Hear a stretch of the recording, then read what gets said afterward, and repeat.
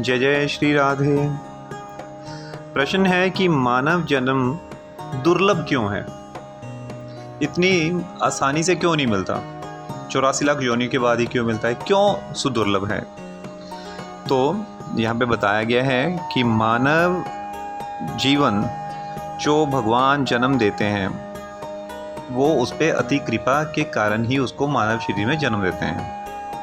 भगवान ये सुदुर्लभ अवसर इसलिए प्रदान करते हैं ताकि जीवात्मा जो उनसे बिछुड़कर असीम दुख सागर में गोता खा रही है, माया के विषय जाल में फंसकर सारी जिंदगी बेकार के कर्मों में खर्च कर देता है, इस भव सागर से निकल सके और उनकी गोद में वापिस आ सके। अर्थात कितने करुणावश भगवान कृपा करते हैं, क्योंकि उनको पता है कि बाकी 84 लाख योनियाँ जो कि विभिन्न जीवों की हैं, जानवरों की है, पशुओं की है, जलचरों की है, आकाश में उड़ने वाले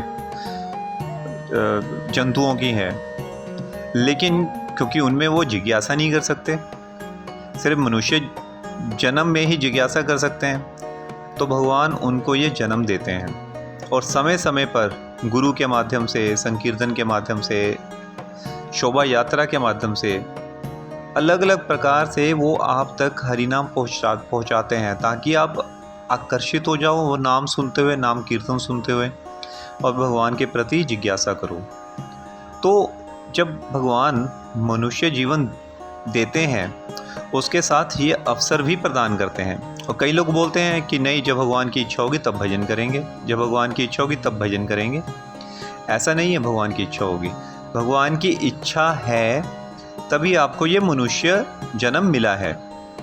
तो ये मनुष्य जन्म में अगर आप हैं तो आपको यही सोचना चाहिए ये भगवान की इच्छा ही है, ये भगवान की आज्ञा ही है कि आपको भजन करना है। इसलिए अगर कोई ये बोले कि नहीं ये तो हरी इच्छा, भगवान की इच्छा, जैसी उसकी इच्छा तभी हम कुछ करेंगे, तो ये उसका कपटपन है। वो भगवान के द्वारा दिए गए शरीर की वैल्यू नहीं कर रहा, उल्टा वो कपटवश आलस दिखा रहा है और वो शरीर लेने के पश्चात भी भगवान को आंखें दिखा रहा है, वो भजन करना नहीं चाहता। तो ऐसे व्यक्ति की दशा क्या होती है, वो सूअर की योनि में पड़ता है। क्योंकि इसको जो शरीर मिला तो उसने तब वादा किया था भगवान को कि मैं ये शरीर प्राप्त करूँगा तब मैं भगवान का भजन ही करूँगा। हमेशा जब बालक एक पेट में 9 माह तक माँ के गर्भ में रहता है तब वो उल्टा लटका होता है, उसका सिर नीचे होता है और पैर ऊपर की तरफ होते हैं। माँ का सारा खाया पिया, मिर्ची वाला, गरम, ठंडा, वो सारा अपने शरीर के ऊपर वो यातना अनुभव करता है और माँ का सारा मल मूत्र भी उसी के शरीर के ऊपर गिरता है। एक प्रकार से वो ऐसी काल कोठरी में, गर्भ की ऐसी काल कोठरी में 9 महीने रहता है जहाँ पे वो सांस नहीं ले सकता, एक पानी की थैली में रहता है। माँ का हर प्रकार का गंदा मल मूत्र वो भी उसी में घूमता रहता है। तब वो भगवान को प्रॉमिस करता है, वादा करता है कि वो जैसे ही इस माया जगत में प्रकट होगा, जन्म लेगा, तो वो अवश्य ही भगवान का भजन करेगा। लेकिन जैसे जैसे वो बड़ा होता है वो धीरे धीरे भगवान को भूल जाता है, और जब भगवान उसको किसी न किसी भक्त के द्वारा, किसी न किसी माध्यम के द्वारा जताते हैं कि चल भजन शुरू कर, तब वो बोलता है कि मुझसे तो भजन नहीं होता, जैसी प्रभु इच्छा, जब करवाना होगे तो वो मुझे प्रेरणा कर देंगे, मेरे मन को समझा देंगे। कितने कपटपूर्ण वाक्य हैं। इसको बोलते हैं कृतघ्न, जो कि एहसान के बदले में कपटता दिखा रहे हैं। तो ऐसे मनुष्य को भगवान बोलते हैं कि वो दोबारा सूअर का जन्म लेता है और विभिन्न यातनाएं धारण करता है, क्योंकि उसने मनुष्य जन्म को ऐसे ही गवा दिया, कपटता से और अहंकार से ऐसे ही गवा दिया, और नए नए कर्म बनाए, अगेन वो दोबारा 84 लाख योनियों में घूमता है। इसलिए ये बहुत ही अत्यंत से अत्यंत सरलता से मिलने वाला जन्म नहीं है, ये बहुत ही दुर्लभ से दुर्लभ परिस्थिति में मनुष्य जन्म मिलता है, वो भी तब जब भगवान कृपा करते हैं। और फिर हम ऐसा दंभपूर्ण वाक्यों से, अहंकार से क्यों बोलते हैं कि ठीक है भगवान की इच्छा होगी तो हम कर लेंगे। भगवान की इच्छा है तभी तो आपको मनुष्य जन्म मिला है, तो इससे बड़ी इच्छा और क्या हो सकती है। इसलिए ये सदैव इस बात का स्मरण रहना चाहिए, हमें ये जो शरीर मिला है इसके कुछ कर्तव्य हैं, इसका कुछ हमें मोल देना है। वो मोल किसे देना है? जिसने हमें ये प्रकट किया, इस शरीर में आने का अवसर प्रदान किया। तो इसलिए वो मोल कैसे होगा?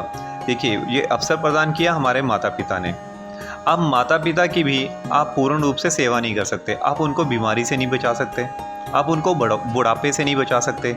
आपकी सेवा करने के पश्चात भी सुख और दुख और बीमारी सब कुछ उन्हें लगी ही रहेगी, आपकी सेवा करने के पश्चात भी। तो अपने ऋण से मुक्त कैसे हो सकते हो? आप सभी प्रकार के ऋण से मुक्त हो सकते हो सिर्फ भगवान का नाम जाप करके। अगर आप भगवान के नाम की शरण ग्रहण कर लेते हो, भगवान के नाम का निरंतर नित्य हमेशा जाप करते रहते हो, हरे कृष्ण कृष्ण कृष्ण हरे हरे, हरे राम राम राम हरे हरे। ये 16 अक्षर जो 16 बार भगवान का नाम लिया जाता है, अगर ये महामंत्र को ही धारण कर लेते हो, इस महामंत्र को जाप करने के लिए कोई गुरु की आवश्यकता तो है नहीं। और ये वेदों में भी लिखा है, कली संतरोपनिषद में भी ये बताया गया है कि कलयुग का यही एक तारक मंत्र है। तो फिर देर किस बात की है? इसी के साथ आप समस्त ऋणों से मुक्त हो सकते हो और इस जो दुर्लभ जन्म मिला है मनुष्य का, उसका भी भगवान को आप कर उतार सकते हो। और ये कर उतारने के बाद होगा क्या? इसके बाद भगवान आपसे प्रसन्न होंगे और अपने गोद में आपको बिठा लेंगे और दोबारा इस मृत्यु जन्म के चक्कर में हमें घूमना नहीं पड़ेगा और अत्यंत सुख की प्राप्ति होगी। आप एक बार करके तो देखें, ये तो आने वाले टाइम में क्या रहेगा, लेकिन इसका तो अनुभव प्रत्यक्ष साथ ही जब शुरू करने के साथ ही अनुभव किया जा सकता है। हाँ, ये बात सही है, इसके साथ कुछ डूज एंड डोंट्स हैं, वो धीरे धीरे वो भी आएंगे। क्योंकि जब हम स्कूल में दाखिला लेते हैं, कोई छोटे बच्चों को भेजते हैं, हमारा सबसे पहला कार्य क्या होता है? इसको किसी न किसी तरह स्कूल में भेजा जाए। तो माँ बाप क्या करते हैं? उसको चॉकलेट देते हैं, उसके साथ कभी कभी माँ क्लासरूम में उसके साथ बेंच पे बैठ भी जाती है कि बच्चा रोए ना। फिर धीरे धीरे वहाँ से चुपचाप उठ के चली जाती है, बच्चे की रिस्पॉन्सिबिलिटी उसके टीचर को पकड़ा के।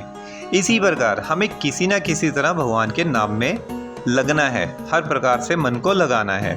फिर धीरे धीरे वही नाम प्रभु आप पे कृपा करते हुए आपको डूज एंड डोंट्स भी बताते हैं। फिर आगे आगे आप की साथ जो परीक्षाएं होती हैं वो भी समय समय पे आपकी माया के द्वारा ली जाती हैं।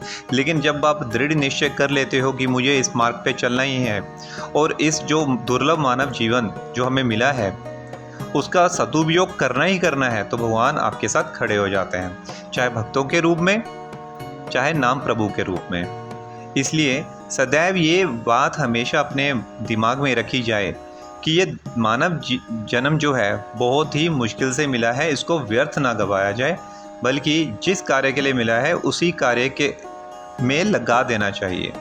जय जय श्री राधे श्याम।